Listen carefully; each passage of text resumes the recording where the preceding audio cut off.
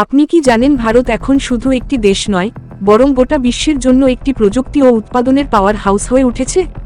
IT থেকে শুরু করে হেলথ কেয়ার, টেলিকম থেকে ফাইটার জেট তৈরি, ভারত আজ প্রতিটি ক্ষেত্রে অগ্রণী। ইনফোসিস, টিসিএস, উইপ্রো এর মতো সংস্থাগুলি আমেরিকার প্রযুক্তি নির্ভরতায় মুখ্য ভূমিকা নিচ্ছে, আর অ্যাপল পর্যন্ত আজ ভারতে আইফোন তৈরি করছে। তবু একটা প্রশ্ন থেকেই যায়, এত কিছুর পরেও নমিনাল জিডিপিতে কেন আমরা পিছিয়ে? এর পেছনে কি কারণ আছে, আর ভবিষ্যতে ভারতের অর্থনীতি কতদূর যেতে পারে? এই ভিডিওতে আমরা সহজ ভাষায় জানব ভারতের বর্তমান আর্থিক শক্তি, এর প্রকৃত মূল্য কতটা, এবং 2048 সালের মধ্যে ভারত কেমন অর্থনৈতিক সুপার পাওয়ার হয়ে উঠতে চলেছে। তাহলে যদি আমি আপনাকে বলি যে ভারত এখন বিশ্বের তৃতীয় বৃহত্তম অর্থনীতি, যেখানে প্রথম স্থানে আছে চীন, দ্বিতীয় স্থানে আছে যুক্তরাষ্ট্র এবং তৃতীয় স্থানে আছে আমাদের দেশ ভারত, তাহলে আপনি হয়তো বলবেন আমি পুরোপুরি মিথ্যে বলছি। কিন্তু বন্ধুরা, আমি আপনাদের জানিয়ে রাখি যে আমি কোনো মজা করছি না, বরং এই কথা সত্যি যে এই মুহূর্তে ভারত বিশ্বের তৃতীয় বৃহত্তম অর্থনীতির দেশ। কিন্তু ইচ্ছে করেই ভারতের অর্থনীতিকে কমিয়ে দেখানো হয়, যার ফলে আজ ভারতের অর্থনীতিকে চতুর্থ স্থানে দেখানো হয়। কারণ আপনাদের এখনও পর্যন্ত যা জানা, তাতে ভারতের অর্থনীতি সর্বোচ্চ $4.1 ট্রিলিয়ন বলে মনে করা হয়। কিন্তু সম্প্রতি নীতি আয়োগ এই তথ্য সামনে এনেছে যে বাস্তবে বিষয়টি এমন নয়, ভারতের অর্থনীতিকে ইচ্ছাকৃতভাবে কম করে দেখানো হয়। কিন্তু যদি পিপিপি অর্থাৎ পারচেসিং পাওয়ার প্যারিটি এর হিসেব অনুযায়ী দেখা হয়, তাহলে দেখা যায় ভারতের প্রকৃত অর্থনীতির পরিমাণ $15 ট্রিলিয়ন কাছাকাছি, যা আমেরিকার অর্থনীতির অর্ধেকেরও বেশি। এই হিসেবে ভারত বিশ্বের তৃতীয় বৃহত্তম অর্থনীতি। কিন্তু প্রশ্ন হচ্ছে, যখন সত্যিই ভারতের অর্থনীতি বিশ্বের তৃতীয় বৃহত্তম এবং তার পরিমাণ $15 ট্রিলিয়ন, তাহলে কেন ইচ্ছাকৃতভাবে ভারতকে পেছনে দেখানো হয়? এর পেছনে কি কোনো ষড়যন্ত্র আছে, যাতে ভারত সবসময় পিছিয়ে থাকে? নাকি এর পেছনে আছে আরও বড় কোনো কারণ? চলুন এই সমস্ত তথ্যকে একদম সহজ ভাষায় বোঝার চেষ্টা করি। ভারতের তৃতীয় বৃহত্তম অর্থনীতি হওয়ার এই সুখবর আমরা আপনাদের জন্য নিয়ে এসেছি, যা হয়তো এর আগে আপনি কখনো শোনেননি। তবে তার আগে এই ভিডিওটি লাইক করে দিন এবং চ্যানেলটি সাবস্ক্রাইব করে ফেলুন, কারণ আপনার জন্য এটা মাত্র 1 সেকেন্ডের কাজ হলেও আমাদের জন্য এটা অনেক বড় সহায়তা। দেখুন, প্রতিটি জিনিস দেখার থাকে দুটি দৃষ্টিভঙ্গি এবং আলাদা আলাদা দিক। ঠিক সেভাবেই কোনো দেশের অর্থনীতিকেও দেখার আছে দুটি ভিন্ন দৃষ্টিভঙ্গি। কিন্তু আপনি শুনে অবাক হবেন যে সেই দৃষ্টিভঙ্গি অনুযায়ী যেখানে ভারত তৃতীয় বৃহত্তম অর্থনীতি হয়ে দাঁড়ায়, সেই দৃষ্টিভঙ্গিকে বারবার অবহেলা করা হয়। বিশেষ করে সেই সমস্ত বড় দেশেরা এই দৃষ্টিভঙ্গিকে এড়িয়ে যেতে চায়, যারা আগের পদ্ধতিতে শীর্ষস্থানীয় অর্থনীতি হিসেবে নিজেদের ধরে রেখেছে।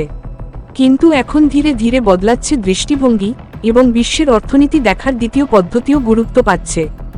এবং যখন এই দ্বিতীয় দৃষ্টিভঙ্গি থেকে দেখা হয়, তখন ভারত আর চতুর্থ নয়, বরং বিশ্বের তৃতীয় বৃহত্তম অর্থনীতি হিসেবে সামনে আসে।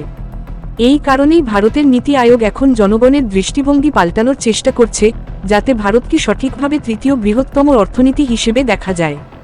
কিন্তু আপাতত প্রথম যেই পদ্ধতিতে ভারতকে চতুর্থ স্থানে দেখানো হয়, সেটি কতটা একপেশে তা আপনি বুঝতে পারবেন এই একটা উদাহরণ থেকেই। যখন আপনি গুগলে সার্চ করবেন, তখন আপনি দেখবেন যে সেখানে ভারতকে চতুর্থ অর্থনীতির দেশ হিসেবে দেখানো হচ্ছে। এবং এখান থেকেই শুরু হয় সেই গল্প, যা বোঝায় কাগজে লেখা আর বাস্তব মাটির মাঝে কতটা তফাৎ থাকতে পারে। এই গল্পটি ভারতীয় নমিনাল জিডিপি এবং পিপিপি জিডিপির গল্প। এই গল্পটি ভারতের সেই লুকানো শক্তির, যেটিকে এখন ধীরে ধীরে বিশ্ব চিনতে শুরু করেছে। আসলে জিডিপি অর্থাৎ গ্রস ডোমেস্টিক প্রোডাক্ট মানে হলো কোনো দেশে এক বছরে যে সব পণ্য ও পরিষেবা উৎপন্ন হয়েছে তার মোট মূল্য কত। তবে এটিকে মাপার দুটি পদ্ধতি আছে। প্রথমটি হলো নমিনাল জিডিপি।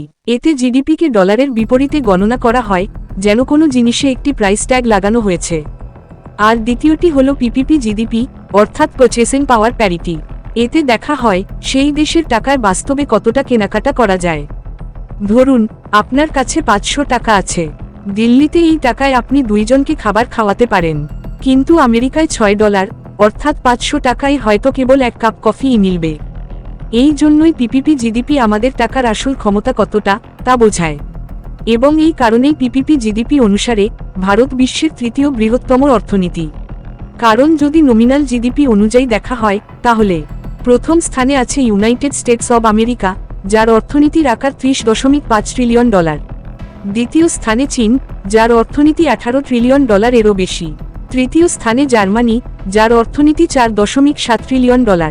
আর ভারতের নমিনাল জিডিপি এখন $4.18 ট্রিলিয়ন, যা বিশ্বে চতুর্থ স্থানে রয়েছে। কিন্তু পিপিপি জিডিপি অর্থাৎ পারচেসিং পাওয়ার প্যারিটি অনুযায়ী চীনের অর্থনীতি $39 ট্রিলিয়ন, আমেরিকার অর্থনীতি $30 ট্রিলিয়ন, আর ভারতের অর্থনীতি $17 ট্রিলিয়ন বেশি। এবং এই তথ্যটি ভারতের নীতি আয়োগও তাদের বিবৃতিতে জানিয়েছে। পিপিপি অনুসারে ভারতের অর্থনীতি $15 ট্রিলিয়ন বেশি, যা আমেরিকার অর্ধেকেরও বেশি। এমনকি জাপান আর জার্মানি, যারা সবসময় ভারতের আগে থাকার চেষ্টা করে, তারা এই হিসেবে ভারতের পিছনে পড়ে যায়। অর্থাৎ বাস্তবের জমির মাপে যদি দেখা হয়, তাহলে ভারত এখনও বিশ্বের অন্যতম বড় শক্তি। আমেরিকা ও চীনের পরেই ভারতের অবস্থান। কিন্তু অনেকেই কেবল নমিনাল জিডিপি দেখে বলেন ভারত এখনও পিছিয়ে। কিন্তু বাস্তবে যদি বাজারে যান, কোনো পণ্য বা পরিষেবা কিনতে চান, তাহলে ভারত অনেক সস্তা। এই কারণেই আমাদের টাকা বেশি চলে। এই জিনিসটাই বোঝায় পিপিপি, অর্থাৎ পারচেসিং পাওয়ার প্যারিটি। এবং ভারতের অর্থনীতি শুধু সংখ্যার গল্প নয়, এটা 14 কোটির বেশি স্বপ্নের গল্প। কারণ ভারতের 65% এর বেশি জনসংখ্যা 35 বছরের কম বয়সী। এত বড় যুব জনসংখ্যা আমেরিকা বা ইউরোপের কাছেও নেই। তার পাশাপাশি ভারত ইউপিআই এর মতো পেমেন্ট সিস্টেম দিয়ে গোটা বিশ্বকে চমকে দিয়েছে। আজ প্রতি মাসে 10,200 কোটির বেশি লেনদেন হয় শুধুমাত্র ইউপিআই এর মাধ্যমে। আফ্রিকা, মধ্য এশিয়া, এমনকি এখন ইউরোপের অনেক দেশ ভারত থেকে ইউপিআই প্রযুক্তি নেওয়ার চেষ্টা করছে। এর পাশাপাশি সার্ভিস সেক্টরেও আমাদের দাপট রয়েছে। আইটি, হেলথ কেয়ার, টেলিকম, এই সব ক্ষেত্রেই আজ ভারত বিশ্বের মেরুদণ্ডে পরিণত হয়েছে। ইনফোসিস, টিসিএস, উইপ্রো এর মতো সংস্থাগুলি এখন আমেরিকান কোম্পানিগুলিকে প্রযুক্তি সরবরাহ করছে। যেখানে মেক ইন ইন্ডিয়া এবং মাই হুয়া ম্যানুফ্যাকচারিংয়ের কথা আসে, সেখানে ভারতের কথা আলাদাভাবেই বলা যায়। কারণ আজ ভারত মোবাইল ফোন থেকে শুরু করে সেমিকন্ডাক্টর, ইলেকট্রিক গাড়ি, এমনকি ফাইটার জেটও তৈরি করছে। সম্প্রতি অ্যাপলও ভারতে তাদের আইফোন তৈরি শুরু করেছে। এখন প্রশ্ন আসে, যদি ভারত এতটাই শক্তিশালী হয়, তাহলে নমিনাল জিডিপিতে পিছিয়ে কেন? এর মূলত দুটি কারণ আছে। প্রথমত, টাকা ডলারের তুলনায় দুর্বল, যেখানে $1 সমান প্রায় 85 টাকা হয়। ফলে আমরা যখন আমাদের জিডিপিকে ডলারে রূপান্তর করি, তখন সেটি কম দেখায়। দ্বিতীয়ত, ভারতে জিনিসপত্র সস্তা। যেমন ধরুন, আমেরিকায় 1 কেজি চালের দাম $2, যেখানে ভারতে মাত্র 40 টাকা, অর্থাৎ প্রায় অর্ধেক ডলারে পাওয়া যায়। এই কারণেই নমিনাল জিডিপিতে আমরা কিছুটা পিছিয়ে থাকলেও বাস্তবে আমাদের টাকার প্রকৃত ক্ষমতা অনেক বেশি। কিন্তু সমস্যা এই যে, অধিকাংশ লোক কেবলমাত্র নমিনাল জিডিপিকেই দেখে। এই কারণেই ভারত এখন চেষ্টা করছে যাতে আমাদের নমিনাল জিডিপিও বাড়ানো যায়, যাতে বিদেশি কোম্পানিগুলিও ভারতের প্রতি আকৃষ্ট হয় এবং বিদেশি বিনিয়োগকারীরা ভারতে আরও বেশি বিনিয়োগ করেন। আপনাকে জানিয়ে রাখি, ভারতের সরকার ও নীতি নির্ধারকরা এই ব্যবধান ঘোচাতে দিনরাত পরিশ্রম করে চলেছেন। আর ভারতের এই দ্রুতগতির উন্নয়নের প্রেক্ষাপটে বড় বড় অর্থনৈতিক সংস্থাগুলি দাবি করছে যে 2048 সালে যখন ভারতের স্বাধীনতার 100 বছর পূর্ণ হবে, তখন ভারত বিশ্বের দ্বিতীয় বৃহত্তম অর্থনীতি হয়ে উঠবে এবং প্রথম স্থানে থাকবে চীন, আমেরিকা নয়। বাকি কথা যদি বলেন, আপনি যদি বিশ্বাস করেন যে ভারত এখন বিশ্বের তৃতীয় বৃহত্তম অর্থনীতি, তাহলে অবশ্যই কমেন্ট বক্সে তা লিখুন।